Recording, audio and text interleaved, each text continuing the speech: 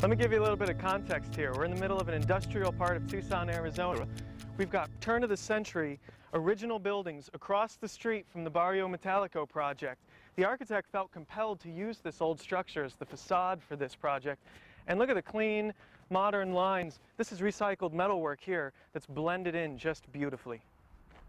Each of the 9 residents at Barrio Metallico pull their car in through a solar-powered gate, park it underneath this great cantilevered structure here, and enjoy the surroundings, which are a perfect blend of old and new. Each building is clad in corrugated metal, and look at the use of reclaimed wood here to separate units.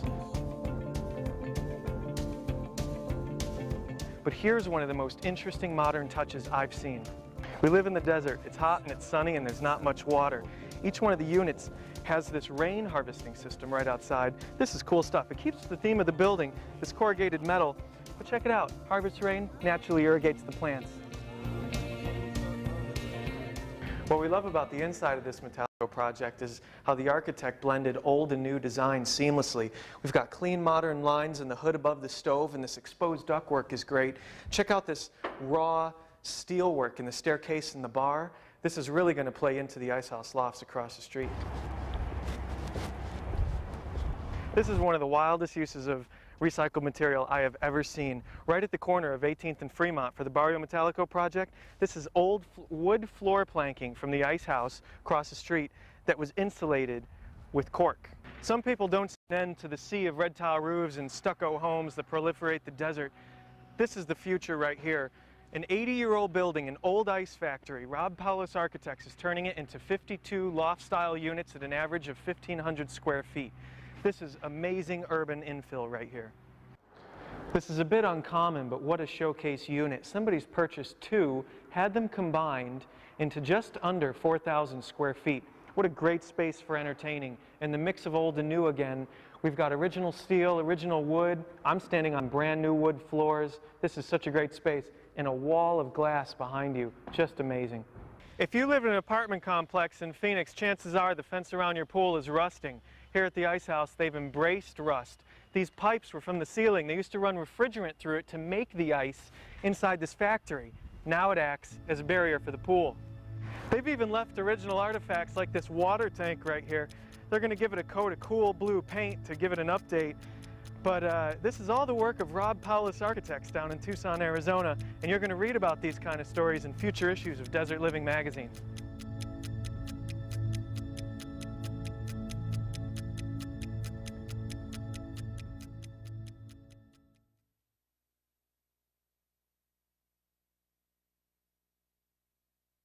Out in North Scottsdale, a most unusual home is being built by this architect, creator, designer, innovator, engineer, you name it, he's got it. And his name's Brian Beaulieu.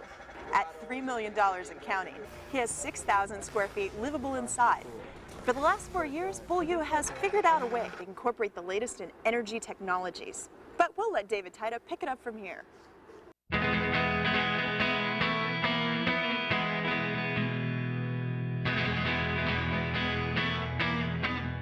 We're deep in the far reaches of North Scottsdale, where the most innovative home design scheme I have ever seen is about 30 days from completion.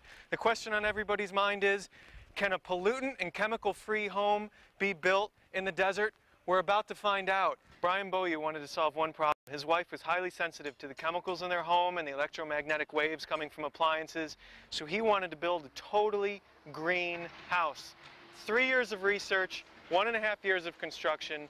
We're about to find out if it can be done. Even the railings are going to be covered with vines someday. You know, a lot of architects build houses of the future and all they're really talking about is sustainability. But this house is actually going to grow and change with time. In 100 years, this isn't going to look anything like what you're looking at right now. It's going to be a lot of greenery, water, limestone floors. It's just going to be a totally different environment built into this mountain. Sustainability at a whole new level.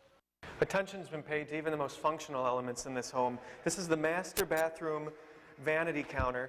It's been made from surplus butcher block and treated with vinegar and steel wool to give it this great, cool, dark finish. And then it's been coated so that any water overflow doesn't affect the wood at all. These limestone sink basins match the limestone floor. This stays cooler than concrete in the summer. Talk about true indoor-outdoor living. This is a whole new level. Brian and his wife wake up in the morning in their living quarters, which is in another structure. They want to get a cup of coffee. They've got to go outside to come back inside to this main kitchen area, which is most of the cabinetry is made out of that surplus butcher block we talked about before. And check this out. This is one of the neatest features I've seen. I tell you, Home Depot has got to hate this guy because everything's custom. Cool air from the valley down below rises through this, comes through the area, cooling the room, and then passes through the roof. This is TP technology from the Indians. This is ages-old stuff. In this little cart that I pulled out, this steel is getting cooled from that area. You could make salads for friends, keep them cool in here instead of the refrigerator where they get too chilled. Most people see dirt.